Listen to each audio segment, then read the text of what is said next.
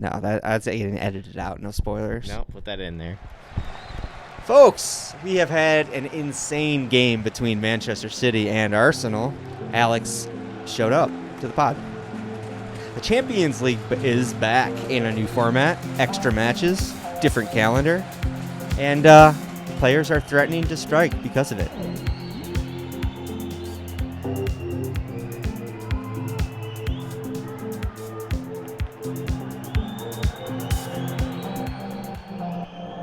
Soccer situation.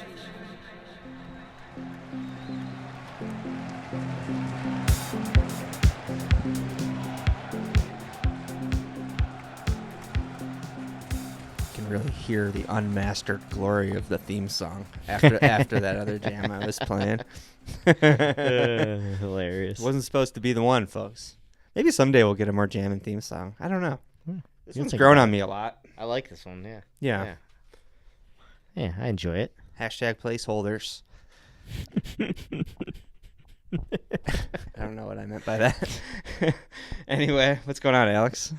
Oh, nothing. Nothing's going on, man. I did, we'll say a little fun story off the top for Casual Corner. Cool. I got absolutely roasted by the girl I'm hanging out with today. Totally incidentally, she roasted me. She told me that I'm British. She's like, "Oh, you're very British." Folks. And I took that harshly enough as it is. And then she said that I look British. No, that's the worst. Which is the ultimate dunk on me. I'm like, I look British? Alex's levels hit the red zone because he looks it. British. I spiked it over that. Allie, I know you listen to this. Oh, That hurt. you didn't even mean to do it. And it hurt so bad. Say you have a British sense of humor. You'd be like, okay, Yeah. they're Yeah. funny people. That's what I said. I said say I did have an influence. Your of British. emotions are evocative of British music. You could be like, I love a lot of Yeah. British music. Okay, I can work with that. Yeah, for sure. She said the worst possible thing. She could have said, I don't know. I was going to say she could compare you to a meat pie. That's not going to be it. But she pretty much did. I would take that. That's better. I'd take that over being compared to just being British. She said you look British, huh? I couldn't believe it. I'm The sorry. funny, she meant it in a good way, but I mean that. I said, take a look at that crowd in the mat, and when the next time they pan to the crowd, let me know what you think about looking British. The same day as this Arsenal result, I know, knife Alex twisted in my side. was told he is physically British. It's terrible. I'm sorry, dog. This is a tough time for you. She's also I'll say that she's mad at me too because I was bobbing along to an Ed Sheeran song the other day when it was on. I didn't realize it was Ed Sheeran, and she was like, "Now you have to admit that you like Ed Sheeran." No, I said, "I don't. I still don't know a single song by Ed Sheeran." And okay, he might have a bop, but so does Taylor Swift has a bop here and there as well. Yeah, I can't. She's not my favorite pop star. I can't stand Taylor Swift, but she's got bops. She's got bops. Undeniable bops. So all right, Ed, you got me on one of them. Are you going to the plus minus divide multiply tour? I forgot. I was like, wait, what are you talking about? At Why first, does Todd when know you things started that, about I was Ed like, wait, what Sheeran are all you of a talking sudden? about? Where's this math coming from? Well, Alex, That's what's been going on in my world. I'm just getting roasted over here. getting roasted. Well, if you want to mend that bridge, you could cozy up for a little Netflix and chill and watch Agatha all along. We actually were talking about watching Agatha all Very along, so there we go. femme-centric show. Our girl, Aubrey Plaza. Honestly, I had no anticipation for this show. I liked WandaVision a lot. Yeah. I love how I feel about Catherine Hahn. Yeah. The biggest Catherine Hahn rules. Jen Barkley from Parks and Rec lives in my head like rent free full time. Also, like a Parks and Rec combo coming back together again. Two of the best. I was gonna say this show is like it's because of Marvel burnout that I wasn't really anticipating it. I guess, but when you think if I could have drafted any two people to have a series together from Parks and Rec, like Han and Plaza. I mean, no disrespect to the Parks and Rec staff, which is just top to bottom A-list, all-stars. All-stars. The best. But the particular, voice, comedic voices of Catherine Hahn and Aubrey Plaza together are hilarious. Yeah. Yeah. They've only had, one or two scenes together so far in Agatha. but they're amazing. It's funny. I only saw a trailer for this, and it was like very briefly, and I thought for sure that was a movie coming out at some point, and then I realized just today that it was a show. I feel very dumb about Fun that. fact, Alex, it was supposed to be a movie. It got was it? reformatted into a show. Oh, see, Yeah. Makes me feel a little better. Alex is really tapped Not into losing the my mind Marvel over here. Cinematic Universe over here. Alex has got his finger on the pulse of the MCU. See, I know exactly Damn. what was going You on. know the fucking. I knew that was supposed to be a movie. Yeah, I guess so, dude. Not getting one by me, That's Marvel. Pretty funny stuff, Alex. Impressive stuff. I watch a lot of nerd podcasts about comic book movies. You don't, I don't think. I don't. No, I don't. Definitely not. Well, I would like it if I did, but Good. you know, You should listen to the Midnight Boys. is that nerd? That's a podcast, nerd podcast. It's a Ringer nerd podcast. It's Oh, okay. Three black autistics and a white guy Oh, talking comic book movies. nice. Talking dude. any genre stuff. Okay, I They're- actually would listen to that. What it's two young guys Mhm. that are like, awkward young guys. Yeah. The main guy, Van Lathan, is my favorite dude. He's awesome. Okay. He's on a handful of Ringer podcasts that I listen to, all of them. I would like stuff like that because I love all this nerdy stuff, but I feel like my ADHD brain can't focus on anything, so I can never like pick what I want to watch or what I want to get into. Sure. So if I could have some guidance from like a podcast, would be actually very helpful. Well, it's great because these genre shows are so laden with like decades of lore too. Yeah, exactly. That Which you is can I watch usually a find show and interesting. kind of enjoy it on your level, and then you can listen to a podcast that like unveils like 3 more layers of these nerdy ass shows. Like I was definitely tuning in for House of the Dragon because I don't know all that shit. Yeah, There's yeah. so many layers of lore in that, and if you want a female version of the Ringer Nerd podcasts, there's House of R too, which is hosted by 2 ladies, Nice. Joanna Robinson and Mallory Rubin, who I also love, dude. She's Hell yeah. such a fucking classic nerd. Nice. They're both of those podcasts are covering Agatha, and they're both funny. Nice. All right. Yeah. I mean, I'm on board for it. I wanted to watch it from when I saw the trailer, but I was like, in my mind, I was just thinking, this is a movie. I honestly went into it like, I guess I'll watch this. I'm bored, and like Catherine Hahn is just so fucking awesome, dude. She's amazing. She'll pull you in right away. Yeah. Yeah. And then Aubrey Plaza. She's such too. a character. Aubrey Plaza is fucking electric in it too. You'll see. Oh, okay. All right. People are talking. I'm sold. People are talking, dude. Fantastic. Elsewhere, I saw Zlatan Ibrahimovic on Hot Oh, yeah, I Ones. haven't watched the Hot Ones. He's Zlatan the yet. newest Was it episode. good? It was amazing. I saw a preview of it, and I was like, that's going to be good. It brought me back around on Zlatan. I like him again. Yeah, Back on dude. Zlatan. All right. I really think, Beckham was on recently too, Mhm. and he was incredible on it. Beckham's always incredible. He's Beckham's- so charming. I don't know. You can't go wrong with I don't know how Beckham. he's not the president of Earth yet, Yeah. Honestly. but The most charisma of all time. but Zlatan too. He was very engaged and he's a competitive guy, so he was Super focused on it. competitive. He was making sure things are going down the right way. Yeah, and yeah. he was struggling. I don't think Scandinavian food is known to be too spicy. No, I don't think that was up Right. in his normal diet. So it reminded me of old school Hot Ones where it genuinely the struggle starts to build and kind of grows at a linear curve, Yep. And they Um, early on, I like when they think that it's really bad. Yeah. And they're like, oh, this is going to be rough. And Yeah. it's like, you have no idea what's coming. Yeah. And Zlatan struggled, but he took it really seriously. And it's fun, he struggled to answer some of the questions, and he was like, "Oh, you're asking me the hardest questions now." And you could imagine. Sean doesn't say anything, but that's the point. He's like, dog." yeah, dude. This is the whole point of this show. But the most interesting part of it to me was that all his usual kind of Zlatan boasting was there in a way, Yeah. but it didn't come off as cartoonish at all. Like every boast he made felt really, really grounded, and I'm like, honestly, fair play. We're like, yeah, you And- can't argue with that. Yeah, it's true, and it's funny stuff. It is what it is. Zlatan. So Zlatan on Hot Ones, check it out. And I want more footballers on Hot Ones now. Right? Yeah. After Beckham and Zlats, Harry Kane was on it too. I forgot about that. Oh, yeah, he was Go on figure. I completely forgot about that episode. Yeah, bit of a dud. Dud. Compared to Bex and Zlatan, Yeah, the charisma level is a bit of a drop down there when you get to Harry Kane. You can say what you will about him as a footballer, for sure. but He lit it up. he's in the a bit of Champs a League. We dud might as come far back as to that. personality. Yeah, he's exactly. Anyway, Sorry, Harry. no, you're good.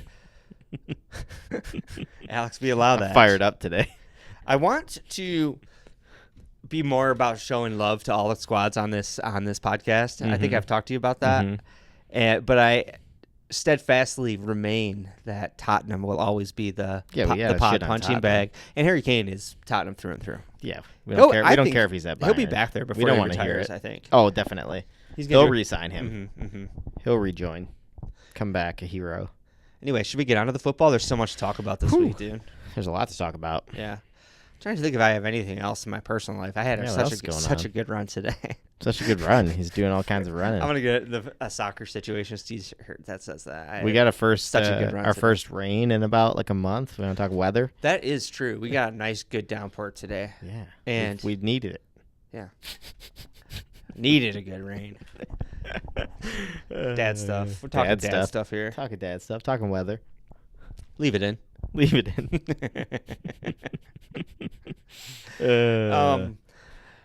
We're starting with the only game we could possibly, lead the headlines this week. We're guess. Manchester City hosting Arsenal. Alex, the story of this game, I said last week that Michael Oliver was really, really letting the physical play go in Liverpool v Nottingham Forest.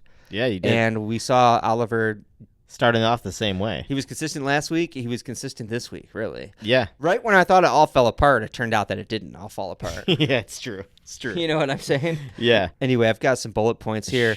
But yeah, Michael Oliver seems to be bringing back the old ways in terms of Premier League foul calling, a.k.a. let it go. Yeah, a lot of physicality just being let go. Yeah. Which is funny because even we'll get to the Trossard moment, but even that, it turns out the physicality wasn't the problem. That's what I was talking about when I thought it all fell apart. I was like, oh, he didn't. He's actually okay. Yeah. But because of that, Rodri got his ass beat. He got busted up and out. Rodri was out by about the 10th minute. Yeah, he got dropped 12 seconds into the game by Kai Havertz, and then dropped again by, was it Partey? I can't recall. Which really wasn't actually anything. He just happened to jar his knee in a weird way. So, be honest, Alex. In the build-up, there was a lot of talk about Rodri's statement last year. Yep. That it's just Talking a mentality issue for Arsenal. Yeah. Small-minded. Do you think there was any kind of like a conscious physical element going toward him because of that, or do you think it was just a coincidence? Do you think he just got I wouldn't busted be surprised. because I mean the game was wired up to start. I definitely think that shot from Havertz at the beginning of the game was that was a little for that. Okay. I think Havertz came out right away and said, "I'm just gonna let him know real quick." That was when I asked myself the question. Yeah. Okay, so Yeah. Cool. I as a sportsman, you don't want to see another player get like injured. Like if he has like a serious knee injury, we don't want that. But like, yeah. I liked it. I like the physicality anyway of it. I like the hatred of the rivalry. The heat in this game was nice, dude. It was. It felt great. It was spicy. That was honestly the biggest. As an Arsenal fan, there's a lot more big disappointments in this, but like, they ruined such a good match. They did. They really did. That first half was insane and epic. Yeah. We're getting ahead of ourselves here. So it didn't look good at first. City came out like a goddamn dominated hurricane, us, dude. I was thinking, this could be like we could actually get blown out here. Yeah, early on. And that pass from everybody's Savinho. old friend Savinho, everyone knew who he was, famous right? Brazilian Savinho. Yeah, played a cutting pass through the Arsenal defense. Beautiful To be ball. fair, it was quite a gap. Yeah, I mean, he roasted it. I think it all started with the turn on Calafiori. Yeah, sure. He absolutely roasted him, and that that pulled caught our the defense back line apart completely.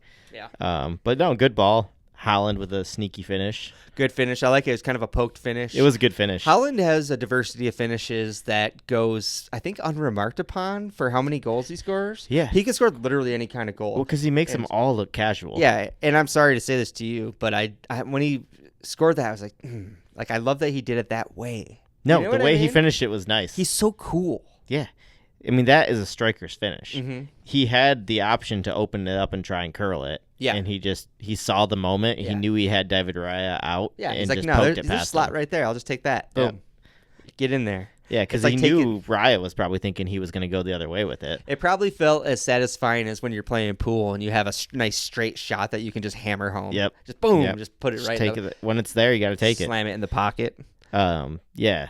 But it did not look good for Arsenal at that point. No, it did It not. looked very, very. We looked very rattled early. You were calling for a fake injury to get a little Yeah, I Arsenal said- huddle up on the Come sidelines. on, we need a Mikel huddle. Classic dude. Mikel Someone speech. fall down. I think we got one right after that, didn't we? Well, I think the Rodri injury happened Oh then. yeah, there we go. See, Uh-huh. we conjured it. Conjured an injury out of Rodri so that we could have a Look, nice huddle. It's wish season, y'all. Agatha all along. Yeah, we did it. Rodri down. We could have a nice get everybody huddle up, get everybody together. Mikel's gonna point at some stuff. Right? It worked. It did work. Mikel did some pointing and it worked. There was redemption arc in the first half. There was. Calafiore There was. roasted for that first goal. Did not look good. Goes You back said down you the said other end. welcome. You're not in Serie A anymore. Yeah, that's true. so you That texted is me? exactly what I said. Yeah. Not yeah. Serie A anymore, bro. And by the way, just that's a callback to Zlatan on Hot Ones. Oh, did he At say one that? point, they asked him to describe all the different leagues that he played in. Oh, And he okay. it's kind of cliche, but the man's played in all the leagues, Yeah. and he describes Serie A as slow and tactical, and the Premier League is just boom, boom, boom, so Just fast, pure end to action. end. Yeah. Yeah.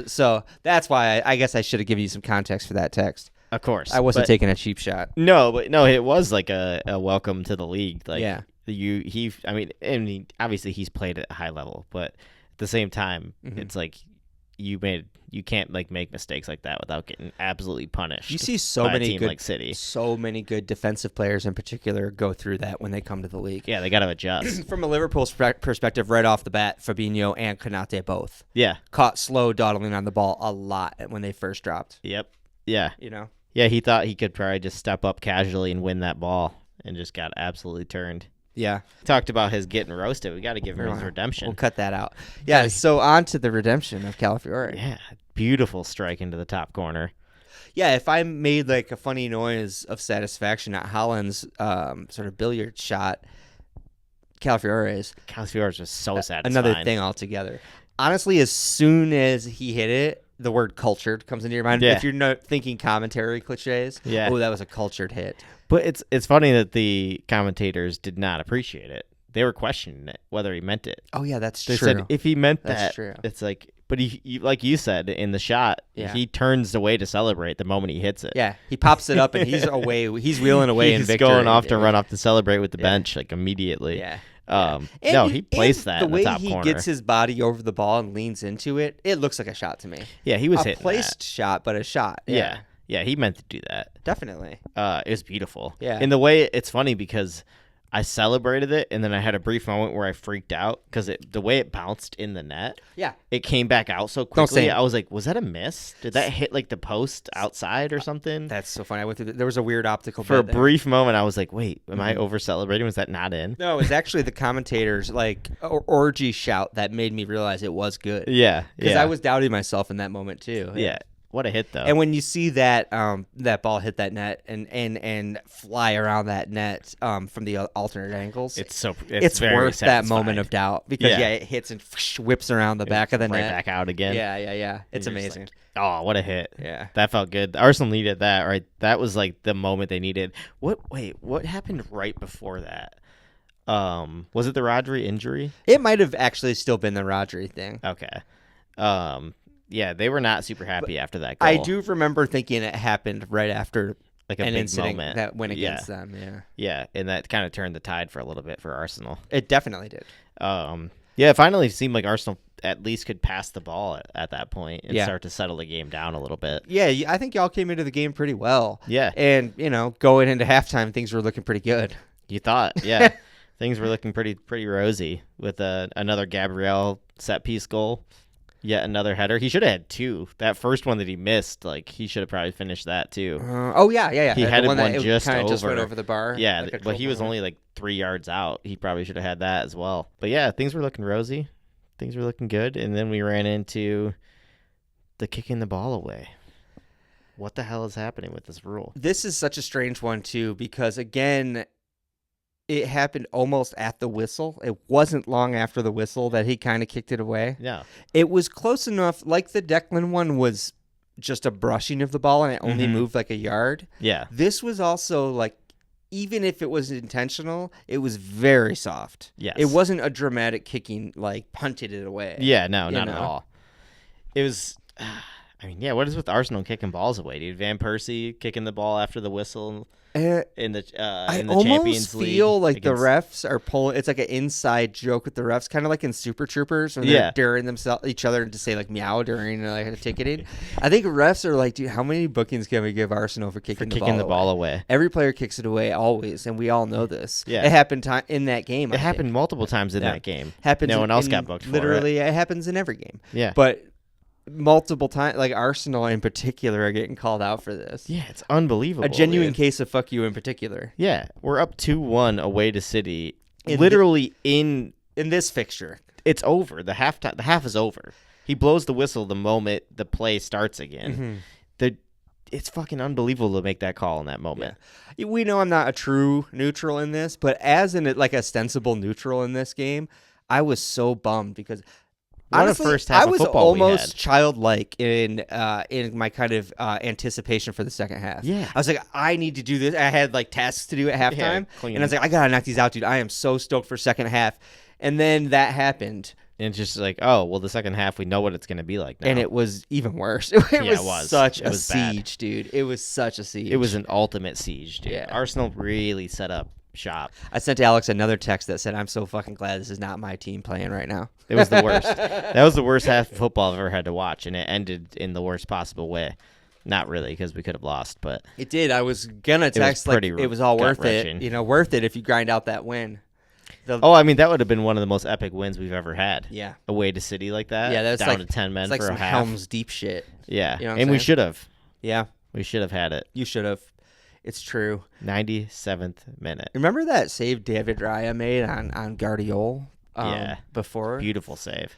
Oh man, dude.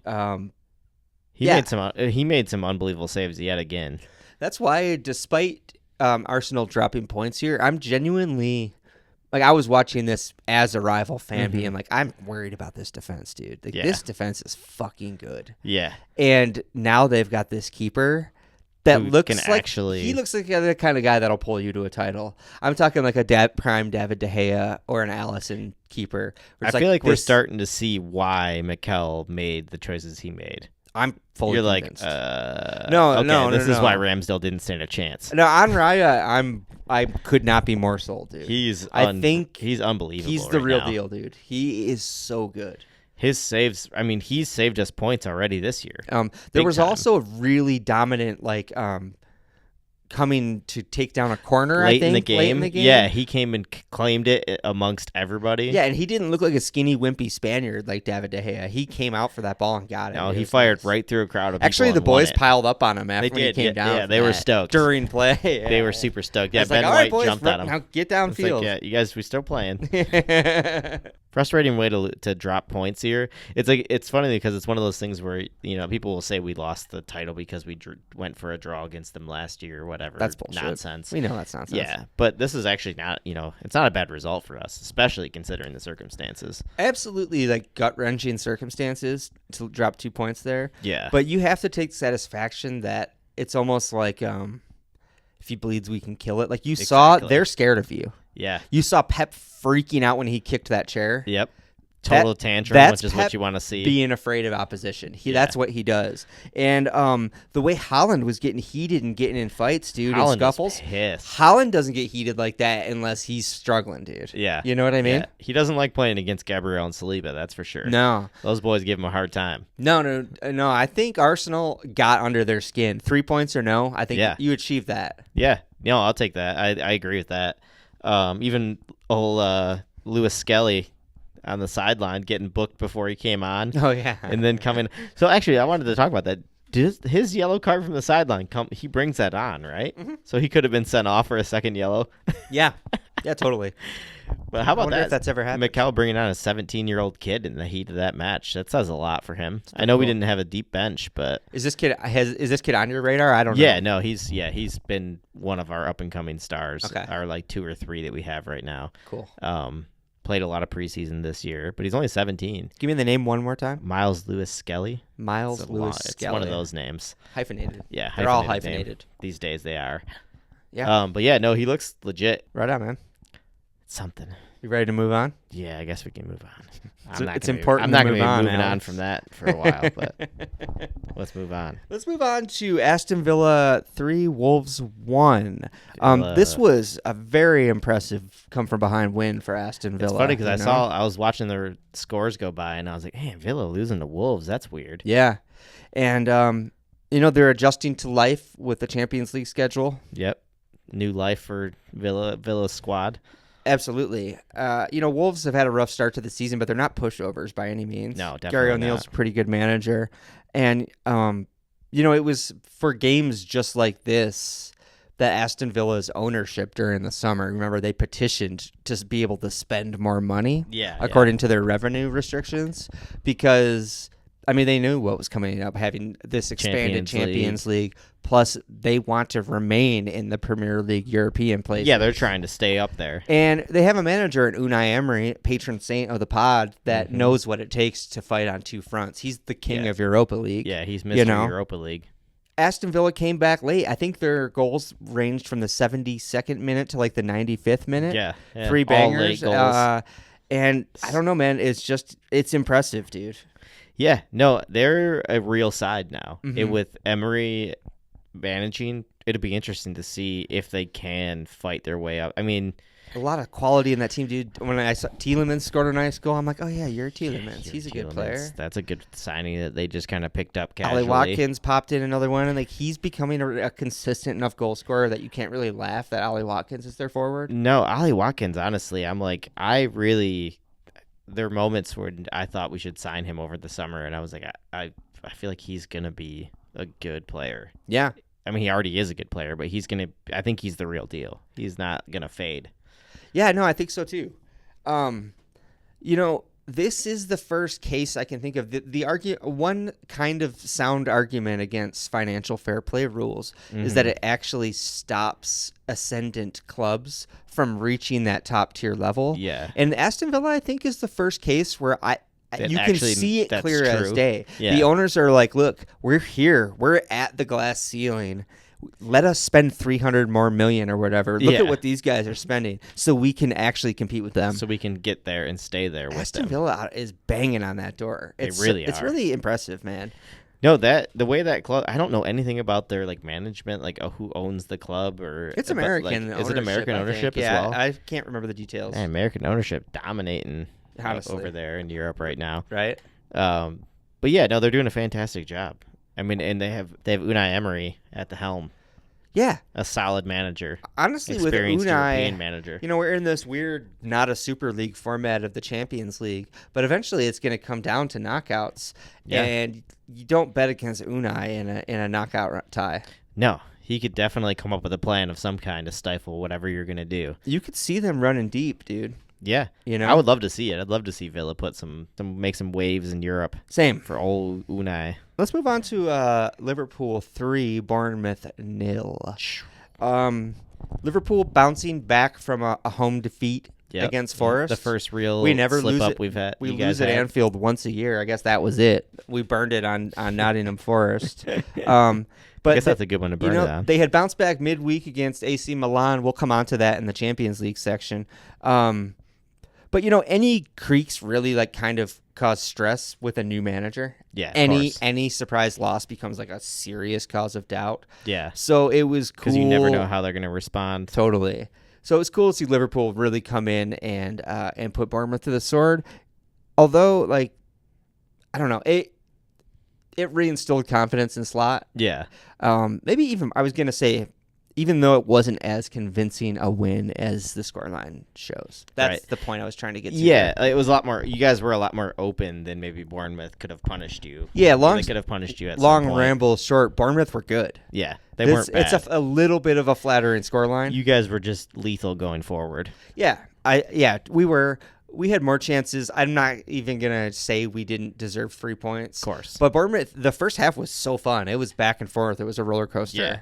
Beautiful Darwin goal. Yeah. Yeah. Oh, man, that Darwin goal was nice. It was very satisfying. 2 great Luis Diaz goals. Yeah. Luis Diaz looks like a goal scorer all of a sudden. Yeah, he looks like... We talked about... Again, we were joking about him possibly leaving.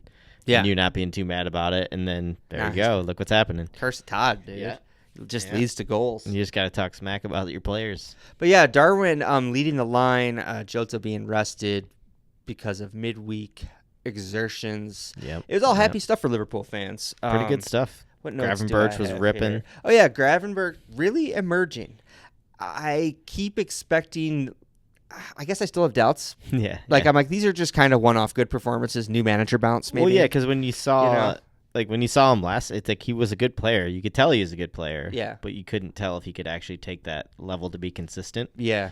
And now you're seeing maybe he can't. Maybe he is that player. I like how aggressively he plays as a 6. Yeah. He always wants to get forward. He's looking to beat a man and get forward. I was going to say, I like a 6er player that plays in that position who either makes a move or makes a quick pass immediately when they receive the ball. Totally. And it's very aggressive going forward. Absolutely. It's very satisfying to watch a player like that play. Yeah, and that is his style. He's got that in spades, dude. Long stride, too. He takes off from it's the true. midfield and drives forward. It's a very satisfying thing. Yeah, it's true. He's driving into attack really well and seems to have decent chemistry with Soboslai. Yeah. In this particular game, again, credit to Bournemouth, they had a lot of attacking play, and he was also mopping up defensively super, super well. So Yeah. I'm in there. It's beautiful. I'm loving it. Also, in my notes was I love when there's random chemistry between two players that just seems natural, like truly natural, like Wonder Twin shit. And Darwin and Salah have that. Yeah. I remember seeing it last year. It kind of came on my radar last year. And they had it again in this game. Darwin doesn't start a lot with the first team. Yeah. So for him to start with Salah next to him, there's so much good link-up play between those two. They're really on the same wavelength. That's always fun. Yeah, I don't think it's going to lead to Darwin displacing Jota or anything, and I'm Yeah. okay with that. Well, but, Jota, we know how much we love Jota. Yeah, but it's really fun to watch. Pay attention to Darwin and Salah together when they play together. They have really cool chemistry. Yeah. Shout out to Kevin Kelleher, who has openly look at stated that that. he wants out. He wants a first-team spot somewhere now, and I have been kind of... You can't blame him. Yeah, no, I've been trumpeting that for a little bit. This day's he's been ready. coming. Incredible reaction save. God, I don't remember who it was from now. But there was one that came down off the bar and then off Trent's shin on the line that he got down to palm off the line. Nice. Yes, really, really great stuff from him again. He's clearly ready for a number one job. Yeah. Somewhere. Happy for him to keep the clean sheet in a game that saw a lot of good attacking play. Man, it's hard though when you're like now Allison's down. You're like, shit. But now you have a good keeper. It's going to be so hard when you lose that and you don't know what to expect from your backup. Yeah, well, we just signed this new guy, Mamar Dilvishvili. I genuinely don't know how to say it. I know who you're talking about. I've but never yeah. heard it said out loud yet. I haven't heard it pronounced either. And it's a lot of syllables. But he's supposed to be the shit, but he's still with his club right now, right? Well, we bought him and loaned him to Valencia, I think. I think he's playing for Valencia now. Okay, interesting. Something like that. He was supposed to go to Bournemouth, actually. That was the original that fell through? plan. Yeah, and that fell through. Yeah. Okay. Interesting. Oh yeah, because Bournemouth. That's right. Because They ended up with Kepa. we were signing Neto from Bournemouth, so that's why there was like a little keeper merry-go-round going on there. Yeah, those poor fucks we ended up with Kepa. Yeah, I know, right? Hate Kepa, dude. I can't stand him. I mean, he's a good shot bad one, stopper. He's a decent keeper for a club like Bournemouth to have. Yeah, it's a pretty solid keeper. My problem with Kepa is he had one good season and he literally thought he was God, dude. He turned into his ego went through the roof, dude. Yeah. He was just like it was insane. Yeah. Truly he literally insane. thought he was managing for a moment. Yeah, it's true. It's true. Oh, man. Classic stuff. Yeah, that was something else. Yeah, right? Wild times. That was a real soccer situation. Let's move on to Brighton 2, Nottingham Forest 2. Once again, Forest getting under the skin of a slick attacking Premier League side. Yeah, frustration. Yeah, Forest are trouble, dude. They're little motherfuckers, man. I don't know if I don't like that. You know, Brighton players in the first half were picking up yellows for dissent all over the place, dude, because they were Just like, what the fuck, complaining. ref? Yeah. And it was the same thing against Liverpool. McAllister was down on the pitch all the time looking for fouls. Like looking up at the refs. Yeah, like, come dude, on. That is who Forest is. Be warned. And it's effective. And they're not bad on the counterattack. Especially if, I don't know if we're talking about Michael Oliver letting things go. If that becomes a trend throughout the season, Forest will be a real problem. If he's not officially the lead ref, he definitely is. Yeah. You know what? He's the veteran ref He's now. the trendsetter So of the if- referees now. If he's implementing a new level of physicality, like as obviously as he has been, Yeah. you would like to think it has to be a league-wide mandate. These refs always have stupid new club mandates that they're like, Apparently, all right, boys, the kicking the ball away mandate gonna only do- applies to Arsenal. Yeah, only Arsenal get booked for kicking the ball away. I'm just gonna keep And dropping also, that in throughout the box. Players can fuck each other up. Yeah. And a player, man, talk about letting some physicality go on. Did you watch this game? I didn't watch this game. I saw your text messages about it, but I didn't watch it. I got 2 notes. I love João Pedro came on and did this awesome. He dribbled from outside the touchline, like toward goal and cut one back. And I love when players dribble from out of bounds, dude, to beat a defender. It's beautiful. Suarez did that a lot. João Pedro has done it twice, I think, since he's been at Brighton. João Pedro is a good player. I like him a lot, yeah. They have But a couple anyway, players I love. This game was also back and forth a lot. Forest being physical, Brighton being awesome, Brighton. We had a hell of a game on our hands, dude. Draw. It was level super late in the game. Gibbs White put an insane tackle. I saw there was a red João card late Pedro. in the game. Oh, really? It was on João Pedro? Yeah, dude. Gibbs White flew in, scissored his legs, took him down, and it fucking popped off, dude. Really? Yeah. You need to see this tackle. This is another one where I feel like I was taking crazy pills, dude. I thought this tackle was absolutely insane. Tackle earns a yellow, but it is a second yellow, so Gibbs White gets sent off. And in the fallout of this tackle, dude, both managers get sent off. That was the text I got from you, that both managers just got sent off in this match. Yeah, dude. Apparently, Nuno lost his fucking mind and went at the ref, dude. And when you see this tackle, I'm like, Nuno, my guy, what are you doing? How are you the one getting set off being upset You're here? losing your mind over that. Dude, did you see that tackle? It was insane. But then somehow Hitzelsberger? No, Hertzler also got sent off. I didn't see what he did wrong at all. He looked like a nice gentleman, as he always does. Yeah, he always looks very proper. But yeah, they're both gone. I just saw the tackle. That was horrible. It's a wild tackle, right? Yeah, how is Nuno that? That's funny because I just looked up and Nuno went. Like he got the ball. No, I don't think it matters at that point. Exactly, and the commentators were calling it that way too. He did get the ball. At one point, the dude's ankle is folding into Gibbs White's crotch. Dude. Yeah, it's like he got the ball. I'm pretty sure swinging through the back of him. Yeah. Afterwards, it's an aerial scissor tackle. And you have to call that every time, dude. But anyway, that shit popped off. The managers got sent off. It was all very, very funny. Wild stuff. This was a pretty, and again, I'm sorry, entertaining day of football, honestly. This match, or this round in general, dude, this match week was just some wild stuff. It's so funny. I'm curious now. Sorry, I got distracted. That's why you shouldn't watch videos while you're. I'm rambling, dude. You go. No, go, girl. I just was watching the video of what just happened. And you said you didn't know why Hertzler got. No, sent I didn't off. see what he did. I don't think he knows either. It looks like he must have said something, or the ref interpreted him saying something horrible to him. Okay. Because literally Gibbs White is screaming in everyone's faces like a madman. Yeah. I wouldn't be surprised if he gets in more trouble for that, for how aggressive he was being with the refs. Yeah. But then suddenly you see it pans out and the ref's giving Hertzler a red card, and he's like, yeah, what? So he must have thought he said something offensive. But, interesting.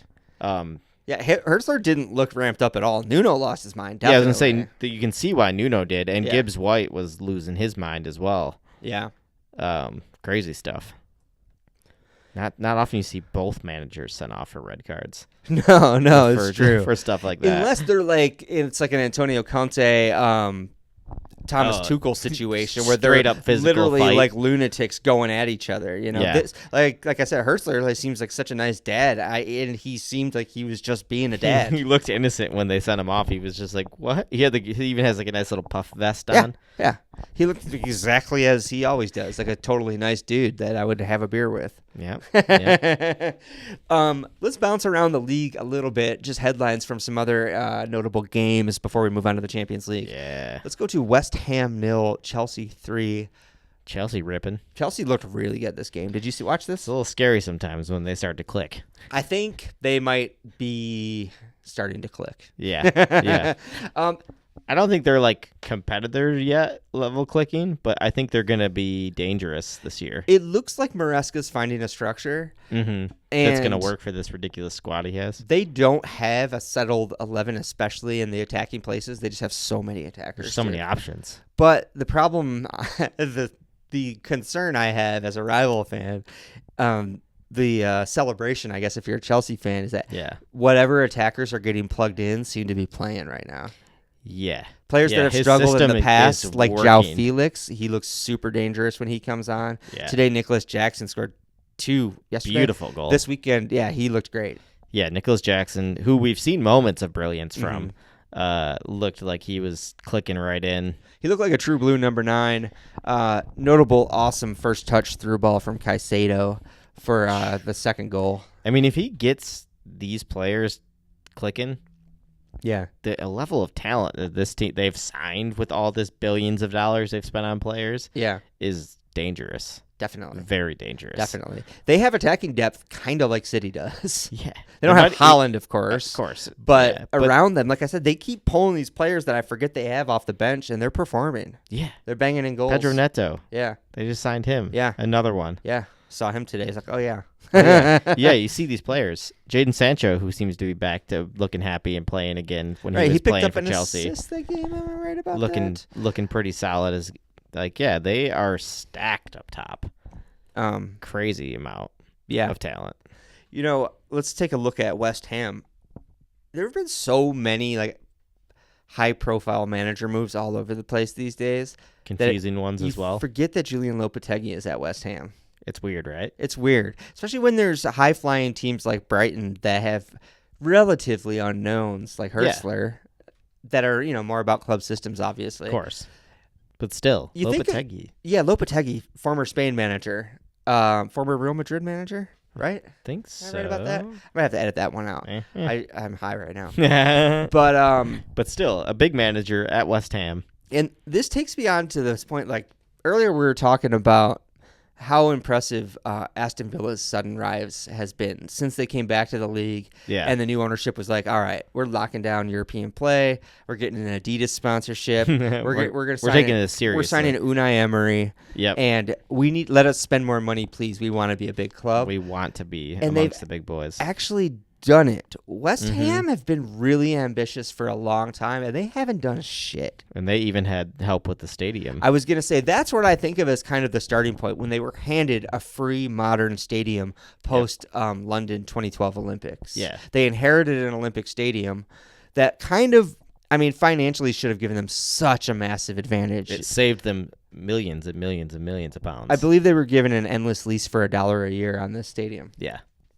It's not really fair if you looked at it financially with a lot of the other clubs around their level. We're talking pre-redevelopment Anfield, dude. I was furious. I bet, yeah. Liverpool was really struggling at this time. We're at the tail end of the Hicks and Gillette era. Yep. Or maybe the very beginning of FSG, but nothing had changed yet. Still, yeah. We were still talking about building a new stadium, is my point. Yes. And I was like, what the fuck, dude? These guys just got a free stadium? But since then, they've bounced Done around with it. Mediocre managers. Shown moments of things happening there. They have no clear vision with their spending. Their signings are so random. They spend significant amounts of money, but they buy scattershot $15 to $10 million signings that aren't it, man. Yeah. They're not it. Yeah. It's like they're trying a different strategy. Yeah, let's just check the strategy where we just sign a bunch of players and maybe we'll get some right. And then we'll come back. It's almost like back in the day in the Premier League, mid-table teams you kind of just used to take the scraps from big teams. Yeah, let's be real. That's how it definitely. worked. A big name would fall down the ladder. Yep. And land at these teams, and that kind of is West Ham seems like they sign players on reputation. They still live in that way, right? They still live in that little world. I have no idea. I'm not a West Ham guy. Yeah, I don't know what their sporting director situation looks like. No, but it feels antiquated based on the results. It certainly does. When you see teams like Brighton, Aston Villa is a huge club. That's one thing. They're big. Yeah, you get teams like Brighton and even Brentford, kind of just. They're not flying by them in terms of the size of the club. But the way they're operating is so much more. With how much money is being spent and the way they're operating in the same world. Yeah. And with how much money West Ham spends, they shouldn't be operating in that these same world. much smaller clubs have made hugely disproportionate gains. Yes. On clubs Yes. on West for Ham. how much money has been spent by West Ham. If I was a Hammer, I'd be not happy with the state of that club. Let's move on to Fulham 2. I meant these to be Fulham quick. 3. You Fulham- gotta update that. 3-1. Oh, my bad. Okay, my bad. 3-1 Fulham. Good Todd. catch. 3-1. Fulham 3, Newcastle. It was a 90 1. plus 2. It was. You might have missed that one. My bad. Baby But- Arsenal strikes again. Emil Smith Rowe. No disrespect. That's a little disrespectful. Yeah. Yeah. Well, also, that's Speaking funny. of natural chemistry, Iwobi and Smith Rowe. Wobie and Smith Rowe. They just felt it from their Hale End days coming back together again. There's just a natural bond there. In Agatha, it's kind of I think in witch stuff in general, witches that even have like lost their powers and kind of fallen away from witchery, you get around other witches, dude, and you get your powers back. Powers start coming back. That's what's going on with Iwobi, dude. Just gotta He get around brought in witches, Smith dude. Rowe, and Iwobi's powers are coming back. It's true. You can't forget the other boy. The man you forgot his goal, Reese Nelson. Oh, Reese Nelson. Another yeah. one. Yeah, he's not on my radar as Hey. much. Tell me about Reese Nelson. I know, Reese Nelson. Honestly, it's funny because I saw this and I saw these goals and I was like, I'm happy for Reese Nelson because I like him as a character. He's just a nice kid. Is he? But I don't have the same feeling I do about Smith Rowe where I'm like, Smith Rowe I think is still the real deal. Like, Yeah. I'm not giving up hope that Smith Rowe is the real deal. Yeah.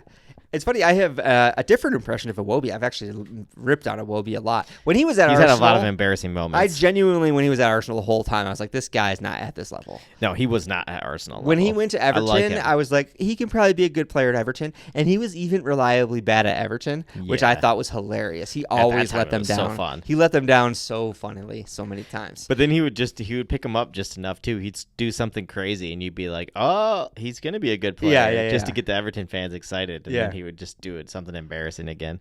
But now he's at the Cottage, and he's looking pretty good. Yeah, his confidence. The boys are flying over there. Raul Jimenez is scoring goals again. Let's talk about that. That was a great goal. Raul Jimenez is dude. I want him to come back. Yeah. That was such a... I almost said exactly what the commentator said, bad cliche, but it was such a striker's goal. Yeah, Chested it down, turn and fire, dude. That was Yeah. like an Andy Carroll goal, beautiful goal. right? I really am happy to see him firing again. Yeah. Because me too. I mean, it's so sad what his downfall after his head Oh, injury. broken skull, dude. You don't want that Fractured for anybody. skull. Then he can't. It always just makes me think of like Eduardo's injury Yeah. and being like, oh, Yeah. a player. You hate when your player comes back from a heart injury like that and they can't quite reach that level again. Mm-hmm.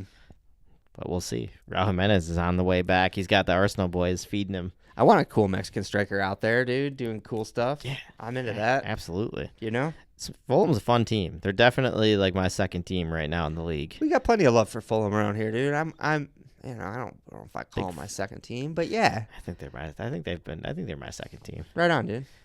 Probably shouldn't be because they're another London team, but I mean, It's tricky having second teams. you know who my real second team always is? Who's that? Portsmouth. Oh yeah, Portsmouth by babies. Safely down in like but they're League Two. down in like League 2. I can support them from afar. Yeah, Uh, that's great stuff. yeah. Let's talk Palace 0, Manchester United 0. Poor United. United struggling. I'm not even going to take cheap shots here. They were so unlucky in the first half. They were so I was going to say I noted a hilarious moment where hilarious. We're just saying we're not going to take shots at United and I'm laughing at him. But Garnacho hit the bar and then Bruno Fernandes hit the exact same spot. Yeah, in about 10 seconds. Brutal Garnacho, stuff, the dude. Garnacho goal would have been incredible. Unbelievable goal. Yeah, off the bar, lands at Fernandez's feet, who kind of floats in a rebound, pops dinks it off it back the top, in. right at the same, Almost the same. exact same spot in the bar. It did look like it hit the same spot. I was like, oh, it's so brutal. Unlucky stuff. United. What can you say? Yeah. Things aren't going your way. Yeah, that one hurts because it wasn't like they were playing poorly. Now, let's make this all about Ten Hag so we can take some cheap shots without shitting on the club in general. Ten Hag needed these points. Yeah, big time. He really, really needed them. Have you looked ahead to their schedule at all? No, is it looking ugly for them? Daddy has. What are these notes? What do you got for me? Europa League is kicking off. So in October, United face 20 in Europa League and then face Tottenham after that. And I only bring up Europa League because a match after our Europa League match is a bummer. Always sucks. You know? After Tottenham, they play Porto in Europa and then Aston Villa. and then they play Brentford at the end of October after that. So we're looking at Tottenham, Villa, Brentford. Not easy matches. It's a tough Not run with easy. Europa League matches in between. One Yeah. of them, Porto. It's not Porto, a who's gimme. never fun to play against. And yeah, dude, Ten Hag out by November isn't unreasonable to think. At this point, no. Even if you pick these, I'm gonna call these. Let's say a draw at Tottenham. Okay. I'm gonna call a loss to Villa, and let's say they beat Brentford. 4 points. It's not a lot. What do you think? If he takes 4 points from those, does he stay through the holidays? I think he's on thin ice through the holidays if he gets 4 points from that. I think he's struggling. I mean, I guess it kind of also depends on how those Europa League games go in between. That's true. Those could add a little spice. If he gets a good result against Twente, that might give him a little extra. Yeah. Porto, he could struggle against Porto. My theory last year, when I kind of dickishly predicted he'd be gone, was based on the idea that new ownership coming in would secretly want him gone the whole time. Exactly. Yeah, and that they'd have a guy in their It wasn't back so much pocket in about him, place. but it was like what is happening around him is not looking good for him. Yeah. How do you feel about that now? Do you think I mean, we don't have an impression of the personalities of the really new know. ownership. Yeah. They've been pretty quiet. We still don't really know. I don't know. I wouldn't be full of confidence if I were Ten Hag. Definitely not full of confidence, no. But yeah, I don't know. I don't think the by November shout is looking bad right now. It's a rough October. 3 points here would have been super nice. Yeah. Leicester 1, Everton 1. Speaking of 3 points, would have been nice. Oof. But the dice machine, dude, is grinding on. Yeah. Something that I thought was notable is NBC's Rebecca Lowe pointed out they were in the same position last season, 1 point after the first 5. So I thought this was like historically bad, and maybe it's just par for the course for Everton. Maybe this is just how they are now. With this squad, I keep waiting for the dice machine to break down to finally just like give up the ghost. To crumble and then just start to get losing like 7-0. But dude, it's fucking like a goddamn old Toyota pickup, dude. It just rumbles keeps turning on, over, dude. In the post match, he didn't sound panicky at all. He's just like, "Yep, this is the life at Everton. You just do this." Dude, his voice sounded so insanely gravelly that I was like, it actually sounds like he's adding distortion to it. Like he literally is trying to be that way. Yeah, dude. And I was like, that is some techno shit, dude.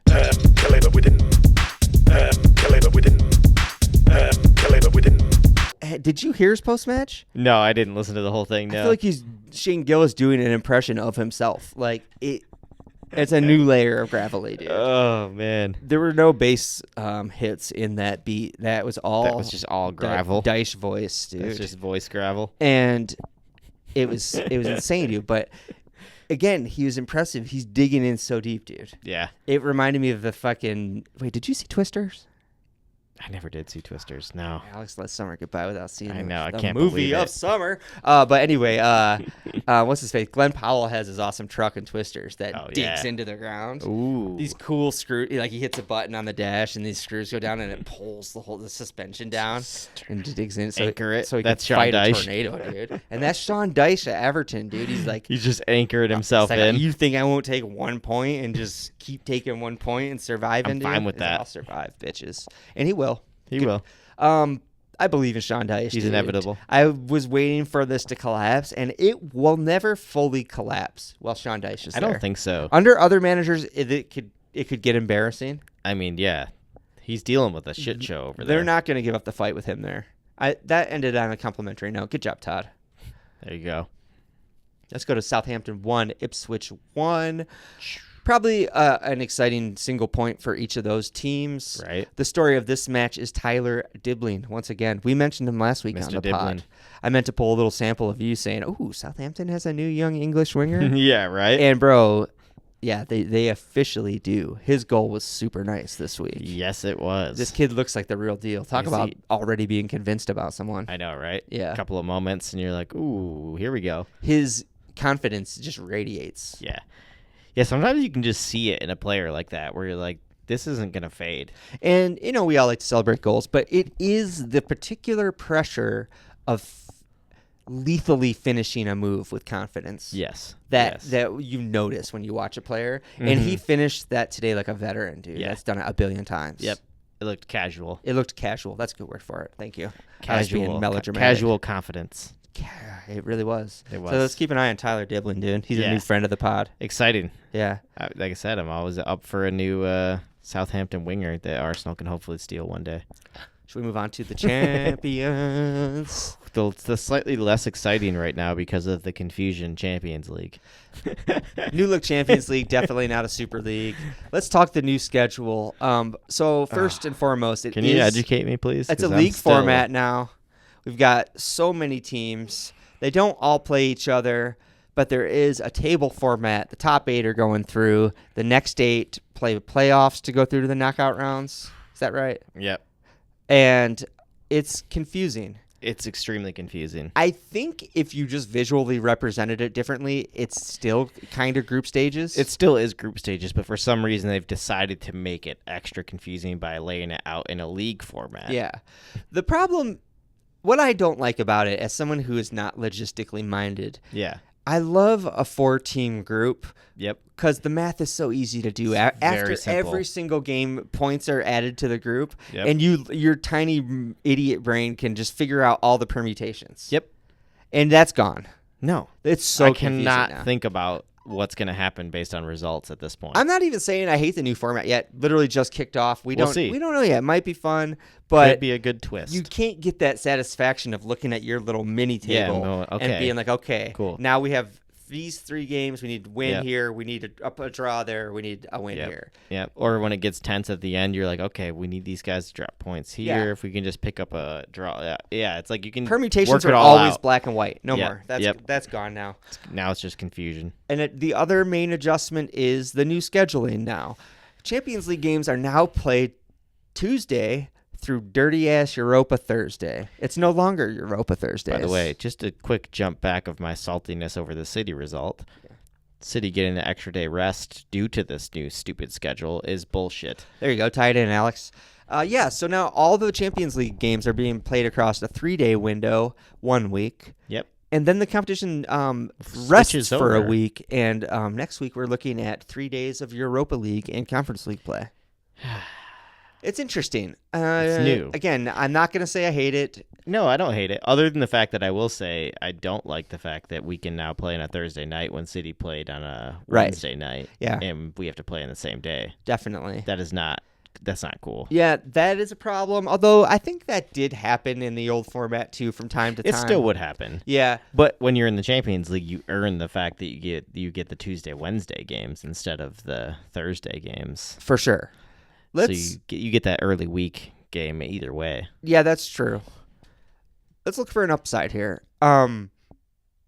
Will this maybe not bring more prestige to the Europa League, but kind of end this or lessen the stigma of it being almost like an aftermath. It's almost like or afterthought, not aftermath. Afterthought. Exactly. You know, the Special Olympics sweep in after the Olympics. Yeah, it's true. Europa League sweeps in after the Champions League. Which, by the way, I don't like that they do that to the Paralympics. You know, I was thinking the same. Because you said Special Olympics, by the way. Oh yeah, it's the Paralympics, isn't it? Yeah, the Special Olympics Edit that also out. might be in there, but I don't think the Paralympics. It's a little harsh calling them the Special Olympics. But Edit that out. But yeah, I think it's harsh that they like swoop that in as an afterthought. Because it's like nobody watches it. It's then. funny you say that because Everyone's burnt out from the Olympics happening. I had a shower thought the other day literally about that. It's like, why don't they have the Paralympics ahead of time? No disrespect, it's a slightly smaller event. But it's so like it'll give a them a warm-up. warm-up to the venues, figure out logistics, and Yes. also no one has had any Olympic satisfaction yet. Yes. So they'll be more inclined to go, oh, there's some Olympics on, let's go. Yeah. You know, they're not already like, I'm stuffed on Olympics. Yeah, we just watched a whole summer of Olympics, and now we're like gonna watch the Paralympics. Yeah. It's like no, like I think that's brilliant. Flip those around Flip like around, that. put para first. Yeah, because honestly, it's disrespectful to the Paralympics because I'm sure I would enjoy it just All right. as much. I was just thinking, this is such a long ass episode, and we're talking about the Olympics. Let's swing Well. it back. We're supposed to be talking about Europa League here. No. Let's bring it back. So now the Europa League has its own week window That's true. in which Okay. there's no other midweek football. People are going to be watching Europa League. That's true.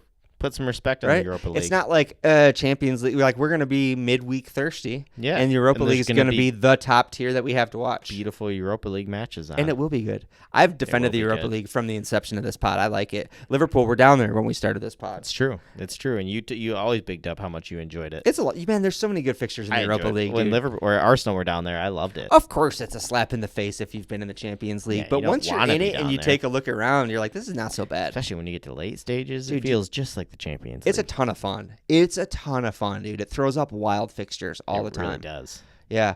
We're talking Should we Champions touch League on some here. results Yeah, let's go from through. the first round. Let's real quick hit on AC Milan 1, Liverpool 3. For me, this is the biggest Champions League or the most historic Champions League fixture. Yeah, In the obviously, formative yeah. years For- of me as a Liverpool fan, two This big one means fixtures, something. 2 finals against Milan. I love Milan. Yep. This yeah. was a fun game too, actually. It was a fun game. This was a Milan came out the gates. I'm starting to get a little concerned that Liverpool are still giving up early goals, like we did like under that Klopp. hasn't gone away. Like under- the last year of Klopp, dude, we were just giving up one in the first 5 minutes. you were just giving teams here's a free goal, Yeah. and then we'll play. In this game, Christian Pulisic ran right down. To be Banged fair, one in. incredible finish. It was a really good When you finish. saw alt angles of this, you're like, that's the only place he could have put that. Yeah, he sniped it. Yeah, it was pretty good. From there, Liverpool really took control of the match. Yeah. I don't have a ton to say about this match. The goals were nice. Liverpool looked good. San Siro was bumping. Yeah, beautiful atmosphere. Milan, I don't know a ton about Milan's players, but I know they have a few players that I really enjoy. Yeah. And I expected a little more out of them in this. Yeah, but, Rafa Leao, I think, is their standout attacker for me. yeah, Well marshaled big by fan of him. Trent Alexander-Arnold. Let's say defensively shut Leao down that Yeah, game. you got to give him his props when he does it I do, absolutely. because he do. deserves it. Yeah, He's for not sure. just an attacking talent. Nope, although he did contribute to some Of course, he attacking did. play of that I mean, game. because he still will. As he always. literally always does. He can't help himself. Notable from this game, I had not just a candidate, a standout winner for the Spice Boys Paul yes, of Pogba Fashion First Award for a team that comes out in elite swag only to Yes. get trounced in the game. It's the Fashion First Award, folks, and it That's a goes good to one. AC Milan, who debuted their off-white lineup in the tunnel before this game. Did you see this? Yeah, I did. They came walking out in those off-white varsity jackets. Yep. They have off-white team suits. I wish they would have worn the team suits. I know, right? The varsity jackets were cool. Not as cool as they could have been. Though, They were just maybe. very streetwear. Yeah, yeah. But yeah, AC Milan, the Spice Boys, Paul Pogba Coming award, out all Fashion fashionable and First. getting trounced. I was gonna make a little jingle for that, but I didn't get it out in time. Get one. That one I feel like would be a fun one to make a jingle for. Definitely. Definitely. I have a sample in mind. I bet. Yeah. Anyway, let's move on to Atalanta 0, Arsenal 0, and we got to talk about Arsenal here, Alex. What is happening in Europe? First things first, we were just talking Europa League and how awesome it is. Yeah. Let's give a shout out to Atalanta, current holders and champions of the Europa League. And What they team? celebrated that with an amazing tifo before the match. Did you see that? They did. Atalanta's crest is a nice lady in a nice like Roman gown because Yeah. they're Italian like that. And they did a beautiful tifo of the woman holding aloft the Europa League trophy. It was gorgeous. We'll throw a graphic up there Yeah. of that. And aside from that, this game was not entertaining. No, this is a real dud of a game. I actually watched the whole thing and I was just like, oof. I did too. Arsenal Alex. looked trash. This, as the build up to the City game, was not confidence building for me. Yeah. I was like, we look sloppy as hell. Maybe you could say, classic, mine's on the weekend. They're thinking about City. Yeah. They might have been. Because Mikel, you know how much that match meant to him. That's fair. But- That's not what I was thinking because as that graphic that you showed me this week implied, Arsenal have a history of just not getting it done in the true. Champions League. Dude. It's We true. got to address this, the elephant in the room here. Yeah. Why are they so limp dick in Europe? I don't know. I'm really hoping that, Mikel really has his eyes set on the Premier League right now. I'm really hoping that we can win a Premier League and then the focus can switch to getting rid of that curse. Because I think he did that. He's done that in the league where he's turned around us fearing other teams. Sure. And us fearing City, for example. Sure. He's turned that around. Sure. So my hope is that he can do that in Europe somehow flip that narrative on its head of us being weak in the Champions League. Yeah. That's a Because club culture that's got to go. it is a thing, and that's a huge thing to overturn. You got you got Chelsea winning Champions Leagues. You can't be having that. The only one is City Tottenham, and winning they came close. Tottenham got They to the almost final. did it to us. You're welcome. Yeah, you guys saved us there. That would have been a nightmare. That would have been embarrassing for both of us, Alex. Ugh. We probably would have never started the podcast. No, we if probably would Tottenham have stopped. We probably would have stopped watching We altogether. can't show our faces in public. I don't think I would ever talk about the game again after that. That would have been a tough one for you. Yeah. But no, it is a thing Yeah. that Arsenal seem to have a hard time putting behind them. Yeah. Aston Villa out of the Champions League for many, many moons. They're And back. they're back in a big way. Let's talk 3-0 Young win. Boys 0, Aston Villa 3. Good for A them. confident return. Yeah. They- They look like Unai Emery's ready for Europe. Yeah. Unai's there. His boys are there. He's like, I know this game, dude. We belong here. Yep. We got this. This is where we should be, boys. Man, Aston Villa is kind of easy to get on that bandwagon right It's now. true. They're easy to like. Yep. Let's talk Man City 0, Inter Milan 0. City held by the Italians. Speaking of, I guess, not confidence-inducing before the weekend. Yeah. Both teams, Goes both 0-0. ways. 0-0s. Couple 0-0s Oof. there. It's funny that it didn't actually occur to me before this. I know, it's true. I didn't until I saw it in Put the those running two- order. I'm I like, think yeah, it's look at because that. I did not watch this game. I didn't watch I actually it either. didn't even go back for highlights when I saw the score. Yeah, 0-0. Yeah. I'm good. I'm good on that. Right? But anyway, yeah. Underwhelming start for Manchester City in the Champions League. Arsenal and City both off to a stuttering start in the Champions League. Let's just pop on to a couple other notable results. Monaco course. 2, Barcelona 1. I saw this one. I watched like the last 15 minutes of this game. Yeah. Our friend Taki Minamino got Barcelona defender Eric Garcia sent off. Sent off early. About 10 minutes into the match. Yeah. Taki, in very Roberto Firmino-esque fashion, which is funny because that's why we signed him. Latched on to a loose Ter Stegen pass, pressed the attacker and snatched that ball, drew the foul, player gone. Monaco went on to win 2-1. Bam. Yeah. Barcelona did draw level via I'm not going to call it a wonder goal. A beauty, though, from young Yamin Lamal, who continues to talk. If we're going to talk about child prodigies in Dibbling, Yamal cannot be left Did out you of the see conversation. the video? Did I send you the video of Declan Rice reacting to like talking about him being 12 during COVID? No. Like during the pandemic, he was 12 years old. Oh and like my somebody God. said that fact to Declan, and he was like, that is an insane fact. He was literally a little kid. He was a child. He was a little baby. A little baby. He was so during mad COVID. that he couldn't go outside. Yep, he couldn't play with his friends. Yeah, right. He was probably a typical young kid. He's probably playing Fortnite with all his buddies online and not caring at all. Well, he was probably at La Masia, Yeah, he was. for right? sure. So he was bunked up with all his bros all his anyway. boys. Yeah, they were all hanging out. They were in a bubble. But still crazy. Remember crazy social thing bubbles? to think about. Yeah. Yeah, wow. Weird thing. One other notable result, Bayern Munich 9, Dinamo Zagreb 2.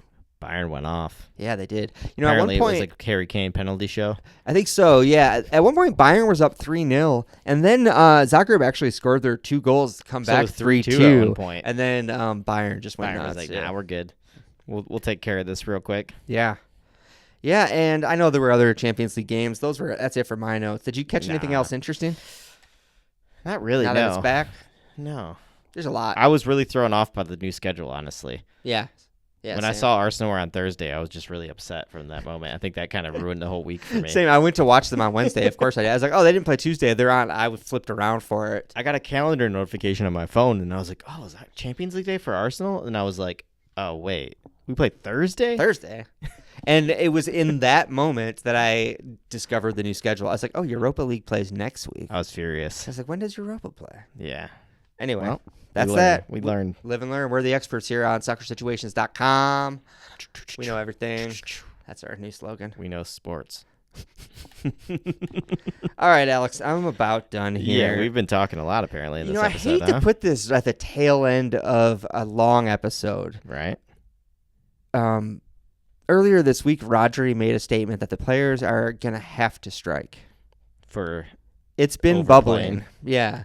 I think the statement coincided with the launch of the Champions League, the new Mhm. format having 8 group stage games rather Yep, than the adding previous more 6. games. Yeah. to an already insanely packed schedule. Bro, Was Rodri fucking taken out by the man because he said that before this weekend? I forgot about that. Rodri complains about the state of overplay, and Or his knee just fucking gives out the next game. is he so committed to the cause that he faked an injury just to prove a point? Alex made the right theory. You're it, dude. He's Rodri went down. yeah, he sacrificed the knee, dude. Took one for the I team. mean, what was that? Partey gave him a mild shut, Yeah. like a little shove in the side, and Yeah. he goes down with a knee He injury. had a little trigger on his knee. That just, Also, did you notice he also got up and he was the one saying I played too many games. he called for a sub. He's like, You didn't see the trainer saying it. That's Rodri true. called for it. that's true. His knee's fine. Too many games. His knee's fine. He's doing it for the cause, which actually, though, Rodri, Respect. respect. If that's what you were doing, Yeah, friend of the pod. I respect you if that's the case. I will like you as a player if that's the case. That's all I want to say is, as much as we love the game, I will absolutely support a player strike. Absolutely. Honestly, yeah. As much as, like you said, we love the game, we're obsessed with the game. Yeah. I get burnout these days. Rewind, a couple months when the pod was kind of transitioning from international tournaments to the Premier League. Our primary topic was football fatigue. Yeah, we were We burnt were out. burned out. Dude. We wanted a break from football. Yep. Of course, now we're back on the Prem hype because that's what happens. It's like cocaine. Yeah, the season starts again. But every game matters. But no, I would absolutely support a player strike. Yeah. If And that's what it's going to take, yeah. please. I also loved the statement the press came back at Rodri with, do you think there should be reduced salaries if there's reduced games? And he goes, I think there's enough money. He's like, no reduced salaries. He's not wrong. No, but he's absolutely not wrong. Also, yeah, I mean, the one thing that really makes me mad is I don't think anyone's going to bring up the point in this of, do you think that we'll actually see a cutback on international friendlies?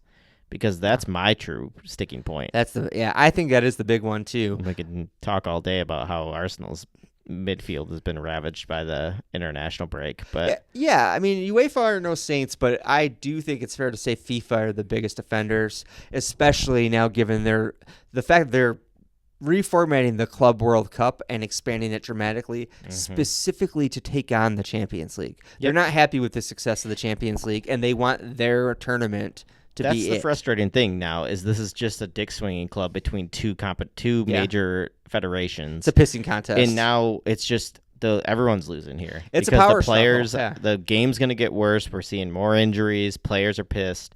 So yeah, Rodri's probably right. We are going to have to see an absolute revolt from the players to stop it. It almost makes you wonder if the Super League is inevitable. Yeah. Because either UEFA has to break away, or an organization that's independent of FIFA is going to have to exist. Yeah. You Yeah. know? We'll see. I don't like it. I don't like it either. I don't like change. No, I don't either. We want everything to stay the same. Let's end this We're long old ass white fucking people. episode. We're old white men. We want things to stay the same. Yeah, dude. Give me my Tim Walls working on his truck out in the driveway. Yeah, give me more Tim Walls commercials. I do like Walls. Me too. I'm so sold Big on fan. I mean, Harris Walls, y'all. the commercials are still embarrassingly pandering. Yes.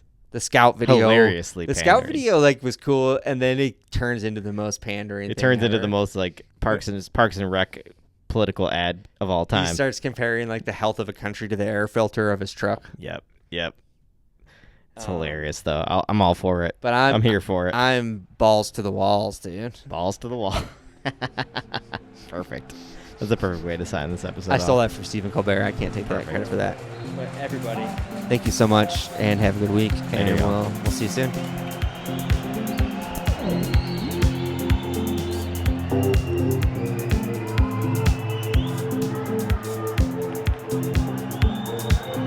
Red pop. Soccer situation.